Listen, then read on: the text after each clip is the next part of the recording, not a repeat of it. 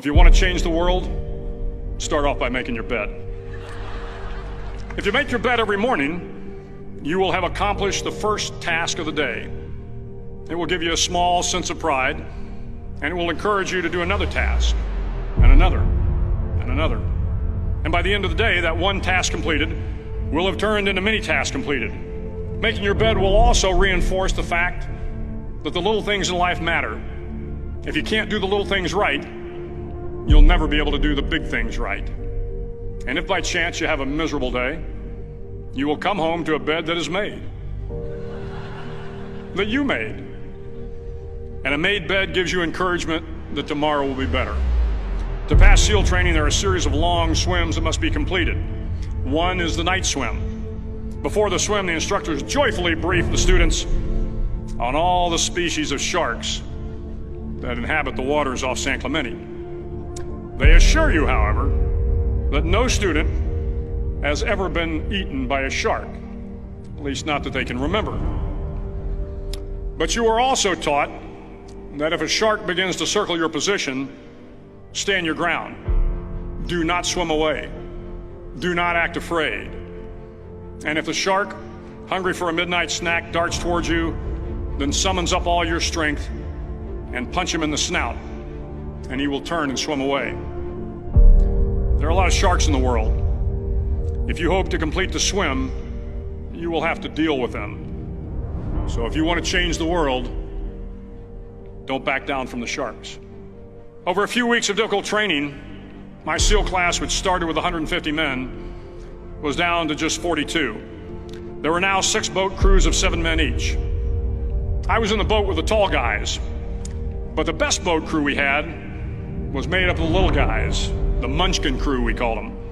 No one was over 5'5". The Munchkin boat crew had 1 American Indian, 1 African American, 1 Polish American, 1 Greek American, 1 Italian American, and 2 tough kids from the Midwest.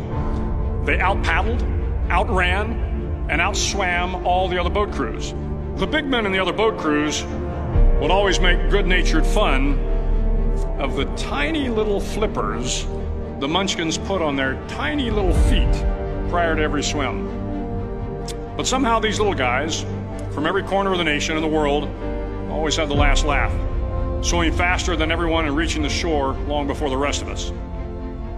SEAL training was a great equalizer. Nothing mattered but your will to succeed, not your color, not your ethnic background, not your education, not your social status. If you want to change the world, measure a person by the size of their heart, not by the size of their flippers. The 9th week of training is referred to as Hell Week. It is 6 days of no sleep, constant physical and mental harassment, and 1 special day at the Mud Flats.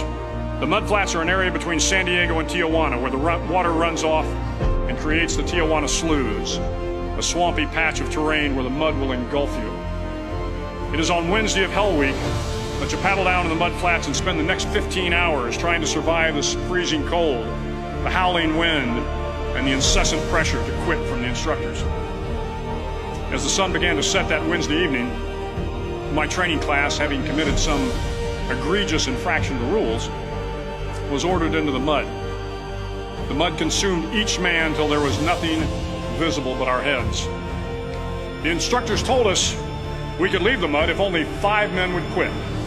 Only 5 men, just 5 men, and we could get out of the oppressive cold. Looking around the mud flat, it was apparent that some students were about to give up. It was still over 8 hours till the sun came up. 8 more hours of bone-chilling cold.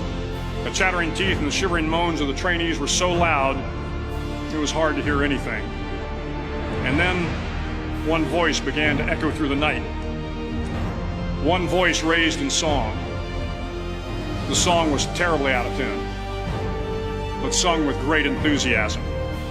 One voice became 2, and 2 became 3, and before long, everyone in the class was singing.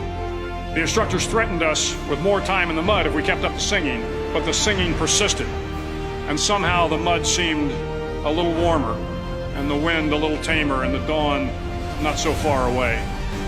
If I have learned anything in my time traveling the world, it is the power of hope. The power of one person, a Washington, a Lincoln, King, Mandela, and even a young girl from Pakistan, Malala. One person can change the world by giving people hope.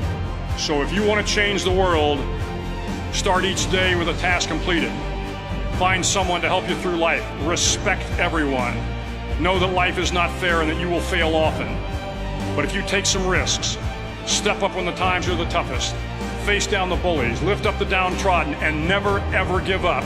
If you do these things, the next generation and the generations that follow will live in a world far better than the one we have today. And what started here will indeed have changed the world for the better.